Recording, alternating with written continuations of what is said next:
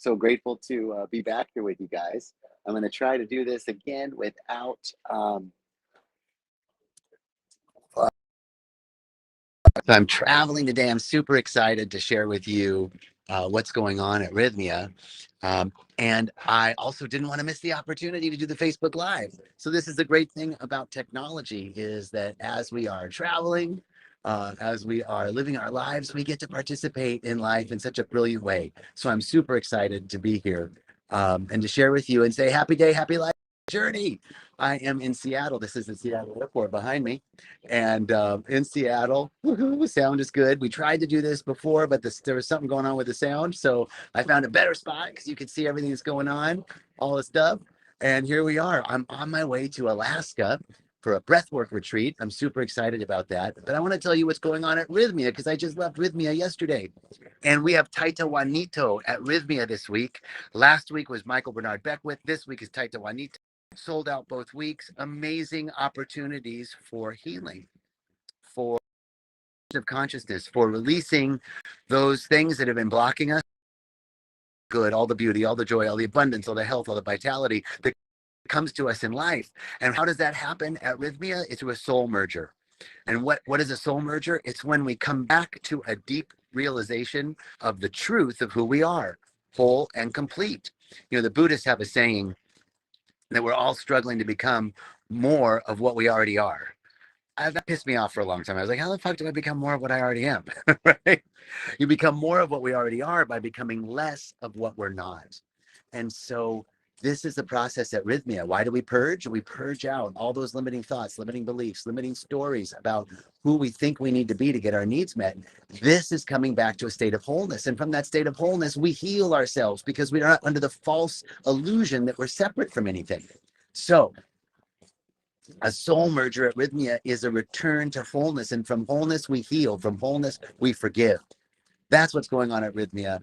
That's why we're doing what we do. That's why Rhythmia is open, because this is what happened to Jerry. And he said, I got to make this available for other people.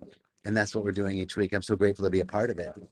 I also, the perfect thing segue into today's topic is resistance, non-resistance, the art of non-resistance. I see it every week at Rhythmia, where people are really struggling. They really want to get rid of the things that are blocking them. They really want to improve their lives in some way. They want to change something about their lives. And they have such a desire to do it. And they come and they drink the medicine, and it's not what they think it's supposed to look like. It's not the way they think it should be. It's not the way they wanted to heal.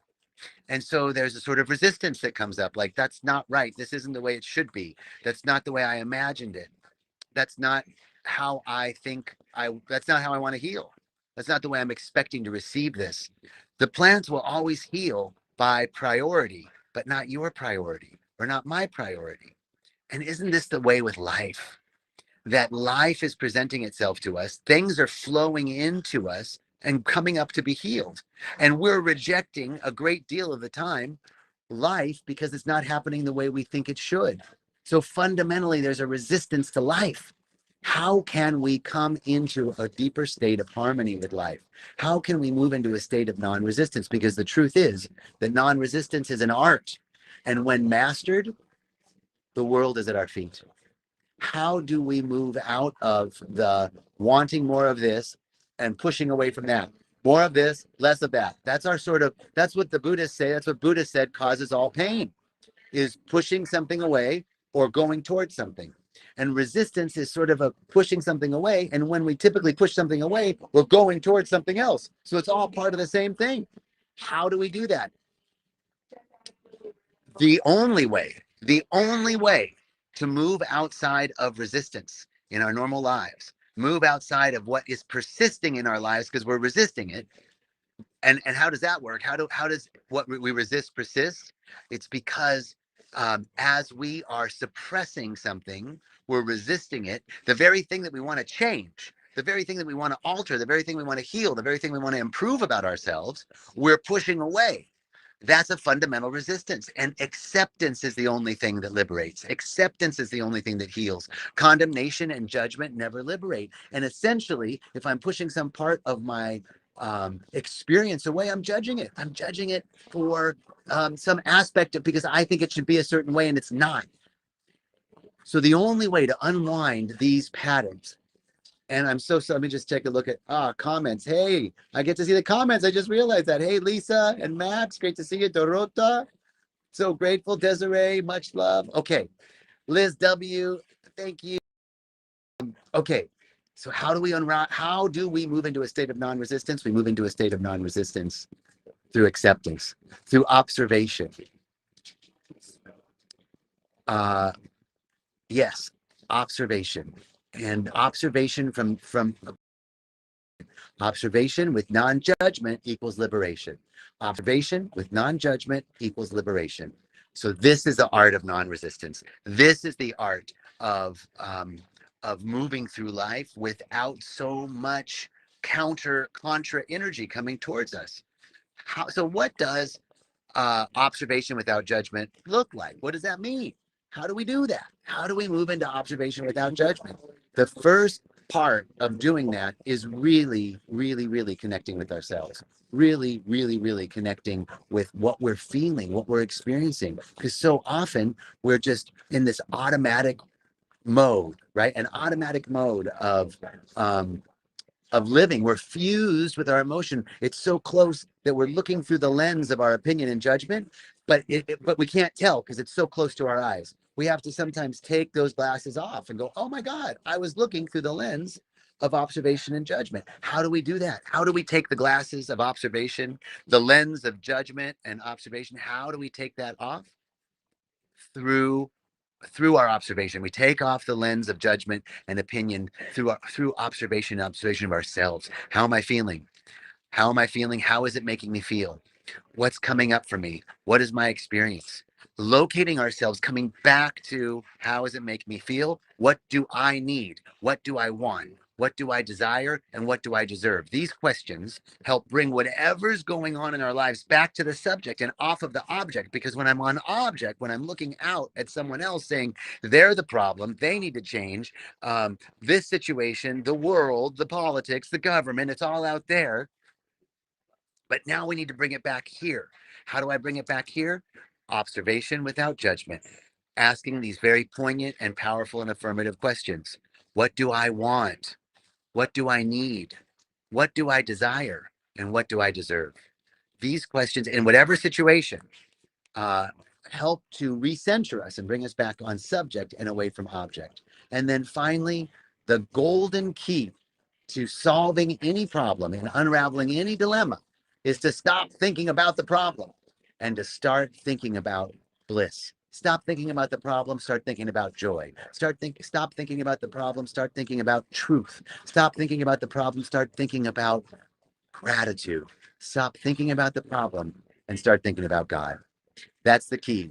So our keys in moving into non-resistance are: one, observation without judgment; two, how am I feeling? How is it making me feel? What do I want? What do I need? What do I desire? What do I deserve? Asking empowering questions. And number three, stop thinking about the problem and start thinking about God. Start thinking about the truth. Start thinking about what's true, what's real, what's unchanging. Facebook Live today because I know there's a lot of background noise, but I'm so glad. I'm so honored that I get to do this. Life is so cool. Um, wait, so says lovely. I get so mad sometimes. That's no problem. Okay, perfect. Maria, thank you so much. I'm going to show that. This is such a good question. I'm trying. How do I learn to do this? Perfect. Get mad. All you have to do, I have a little, I like to say, put a Buddha on it. Put a Buddha on it. What does that mean? It means I'm going to say, there's my angry Buddha. In other words, Omara, I hope I'm saying your name right, Omaria. Um, the key is, oops, what just happened? Did I lose? There we go. The key is that we become aware of what we're feeling. So instead of beating yourself up and getting angry with yourself because you're angry, you can simply say, oh, there's my angry Buddha. Just put a Buddha on it. That's our trick. Just put a Buddha on it, because there's not one part of you that doesn't deserve to be loved or appreciated. Even the part, even the part that is that's angry. Returning to your breath is very helpful. Yes, breathe. But in order to do that, you have to first realize, right? And not get mad at yourself or upset at yourself because you got angry. You just acknowledge, there's my angry Buddha. There's a part of me that gets angry, and that part of you needs love. It doesn't need condemnation and judgment. It needs love. It needs more love, not less, right? And what we do is give it less love. So we've got to give it more love. And the way we begin to give it more love is just to acknowledge, there's my angry Buddha. There's the part of me that there's the part of me that gets angry, and it's okay. And as you love that part of you in, as you accept that part of you more and more, it begins to lose its power. You begin to unwind that habitual pattern of anger. That's a great question, Omaria. Thank you. Observation without judgment. Uh, Such a beautiful observation without judgment equals truth.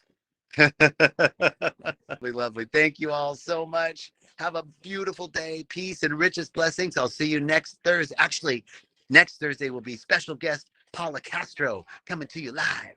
All right. I love you all. I'm so grateful, and I'm wishing you peace and richest blessings.